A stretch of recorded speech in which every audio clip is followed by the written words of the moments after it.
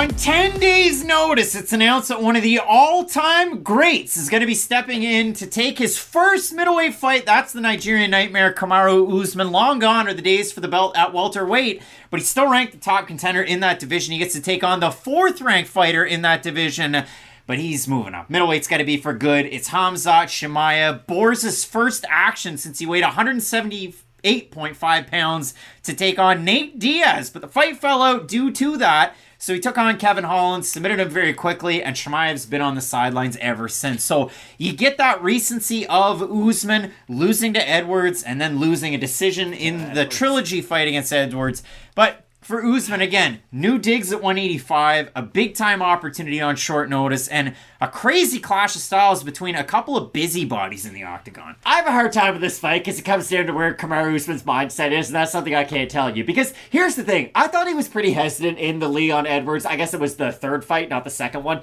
And I think the knockout in their second fight did play a little bit of a factor as to why he didn't really go for it. And I know Usman, for a large part of his career, wasn't known as that really exciting guy, right? It kind of took Colby Covington and some more specific matchups. The Masvidal knockout's one that they play on repeat all the time, right? It did take some more specific matchups skill-wise for him to go out there and start putting on more exciting performances. And this is a weird fight because he didn't look great in the Edwards the third fight around. And if Usman looks at it this way of, hey, I can move up to 185, beat this guy and fight for the title next in a wide open division and become double champ all in like 6 months, then I do think he has a chance to win this fight. But if he's only taking this fight as like, hey, you know, Dana called me. They're probably, you know, one of those locker room bonuses that they talk about. Like, he's flying across the world to fight a guy up a weight class. They're probably helping him out a little bit. Then I don't know what version of him we're going to get. Because Usman did this against Tyron Woodley, and I think it might be used against him in this matchup. How did Usman neutralize Woodley completely? He took him down and held him down. Because the one thing about a really wrestling-heavy style is you normally don't have the greatest defense off your back, right? You're not threatening with submissions. If you're stuck there, you're stuck there. And if Usman gets stuck there against Chimaev,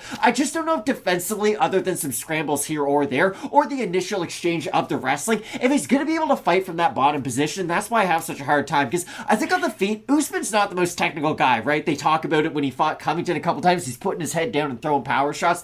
If he lands straight shots down the middle, Chimaev's not invincible. Like, he's a really, really good fighter. He's great all around, but he has been hit by big shots and rocked by those shots, and I think Usman, with the power that he possesses, might be able to hurt Chimaev. Well, and for Chimaev, and this is going to be what the folks are going to say in the chat. I can already read minds out there on the internet and see it right now. Chimaev, he skirts by against Gilbert Burns in an all-time fight. Crazy fight. Kamaru Usman dusted Gilbert Burns after he got clipped at the start of it. But when you do look at this one, for Kamaru Usman, this is his first 3-round fight since 2018 when he fought Valhalla, you know, a Mil Weber mech over there. Imagine how good his knees feel. He's like, listen, guys, 10 less minutes. It's going to be wild. But for Usman overall, he had the second longest active UFC win streak when he was going into the second fight against Leon Edwards. 15 straight wins, only above him by 1 win at the top. Anderson Silva, he's 7th all-time in average fight time, 17 minutes and 35 seconds. That's more than a regular 3-round fight. He's fighting those long title fights. The most interesting part about this, though, he's 8th all-time in total strikes. Obviously, Max Holloway's at the top.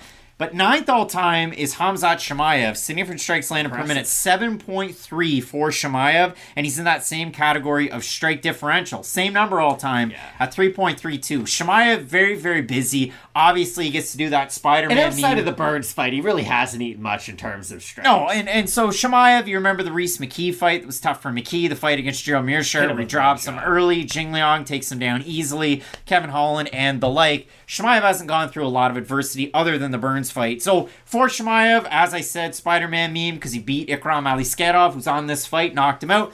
Again, will the wrestling neutralize? Will Kamaru Usman even go for it? Or do we see the version that fought against Jorge Masvidal when he knocked him out against Gilbert Burns? We've seen that striking version of Usman. So on short notice, does he rely on the skills that he has in his back pocket? I think if he strikes, he's going to get knocked out, to be completely honest with you. I know that's a bit of a weird take, because Usman has developed quite a bit as a striker. Honestly, before the Emil Mack fight, that was a big conversation. Like, he talked about retiring because no one would take the fight because it was that difficult of a matchup. It was primarily due to the wrestling and less so due to the boxing. So his striking has come a long way. But Chimaev has legitimate one-shot power, and I don't know if the jab of Usman's going to be good enough to keep him away. If Usman had a more developed kicking game, I think it would help him with some of the ranges to help him land more straight shots down the middle. But without the kicks for Usman, I think Chimaev is going to be able to close that distance and land some big power shots. And that's why it's a weird fight, because I think Usman has a chance to make this one of those fight of the night close fights. But if Chimaev gets really close, I think he could end it quick, and it might make Chimaev look, again, like that completely indestructible fighter he was. We'll see who has the advantage at 185. Chimaev has, of course, the back pocket in the division. But what I will say, I think Usman's going to look better at 185 than like Morley Alves is. Like, Usman's a big guy who had to cut a lot of weight to get to 170, especially at the end of his run at 170. So I am a little bit curious to see, maybe at 185 the gas tank's reinvigorated and he will be able to go for a lot more offensive takedowns. Well, in this one, Chimaev is favored. We have a look at your votes over in the YouTube community tab, Matt. It is a large sample size. I put it out there a few days ago. They're closer than I thought they'd be, honestly. 2,300 total votes, 65% going with Chimaev. A few of your comments, but NMS Soccer 222 saying too short a notice for Usman against this tough an opponent at a new weight class. Hope he can pull it off somehow. Chandler Witt thinks that Kamaru gets beaten handily with full camp. I think he gets ran through for a final paycheck and probably retires here. We've got Busta saying Khamzat gonna go crazy 100. And one more, I'll go with Louis V saying Usman has a pretty good chance. He pummeled Burns, and Burns could have beat Khamzat. And on top of that, Burns trains with Usman, but every fight is different. You might have seen it out there on Twitter.